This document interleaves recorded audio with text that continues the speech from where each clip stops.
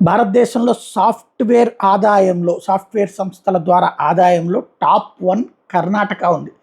ఓవరాల్‌గా వాళ్ళ ఆదాయంలో 35.47% 6,20,024 కోట్ల రూపాయలు అక్కడ వాళ్ళకొస్తున్నాయి. అట్లాగే సెకండ్ ప్లేస్‌లో మహారాష్ట్ర ఉంది.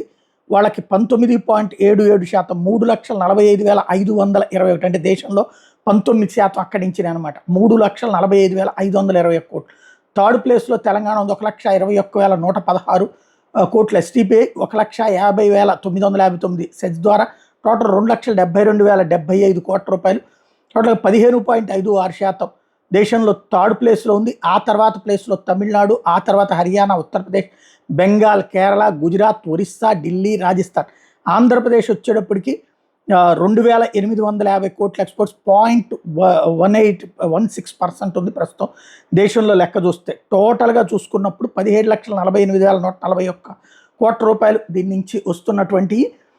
అయితే ఒకటే విశేషం వల్ల ఏంటంటే తెలంగాణలో ఇప్పుడున్నటువంటి హైటెక్ సిటీని లేదా ఆ డెవలప్మెంట్ అంతా నేను చేశానని చెప్తారు చంద్రబాబు గారు. కర్ణాటకలో కానీ, మహారాష్ట్రలో కానీ, లేదా తమిళనాడులో కానీ, హర్యానాలో కానీ, ఉత్తరప్రదేశ్లో కానీ అట్లాగే నా వల్లనే ఈ ప్రాంతం అభివృద్ధి చెందిందని చెప్పేవాళ్ళు అయితే ఎవరు ఉండరు.